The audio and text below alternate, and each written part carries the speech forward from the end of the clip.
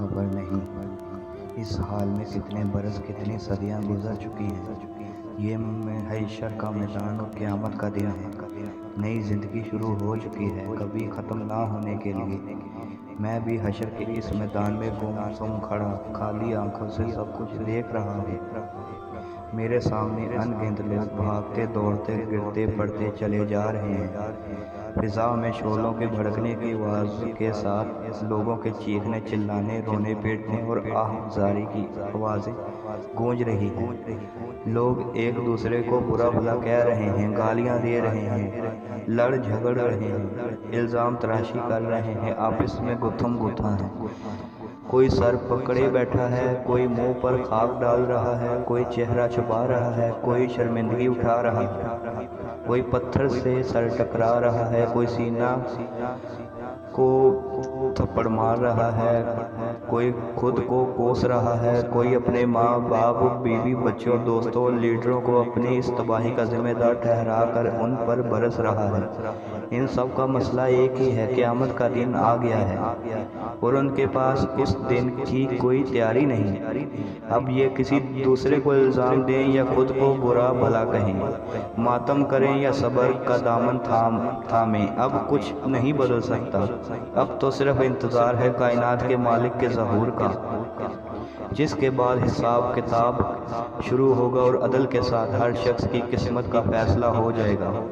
यकायक एक आदमी मेरे बिल्कुल करीब चिल्लाया, हाय, इससे तो मौत अच्छी थी, इससे तो कब्र का गड़ा अच्छा था। मैं इर्द गिर्द की दुनिया से बिल्कुल कट चुका था। ये चीख नुमा आवाज़ मुझे सोच की वादियों से हकीकत के मैं उस मैदान में ले आई जहां मैं बहुत देर से गुमसुम खड़ा था।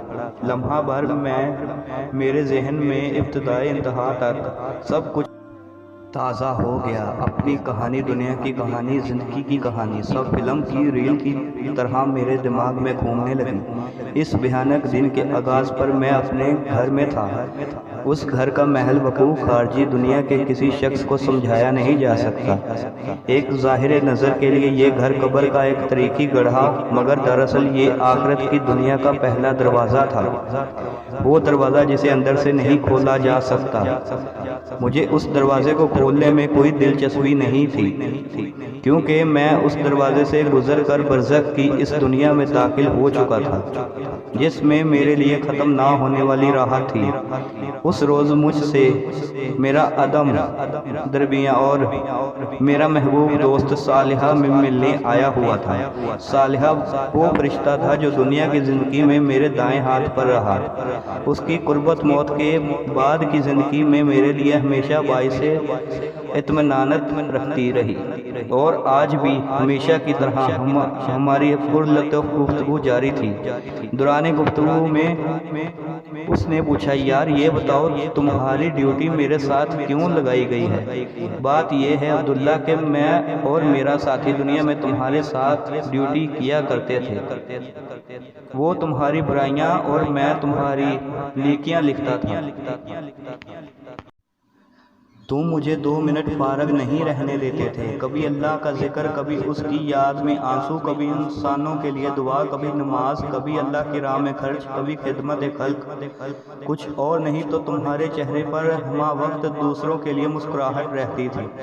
इसलिए मैं हर वक्त कुछ ना कुछ लिखता ही रहता था। तुमने मुझे धमका कर मार ही डाला था, लेकिन हम फरिश्ते तुम इंसानों की तरह तो होते नहीं कि बुराई का बदला बुराई से दे। इसलिए तुम्हारी इस बुराई के जवाब में भी देख लो कि तुम्हारे साथ हूँ और तुम्हारा ख्याल रखता हूँ। सालिहा ने इंतहाई संजीदगी से मेरी बात का जवाब दिया।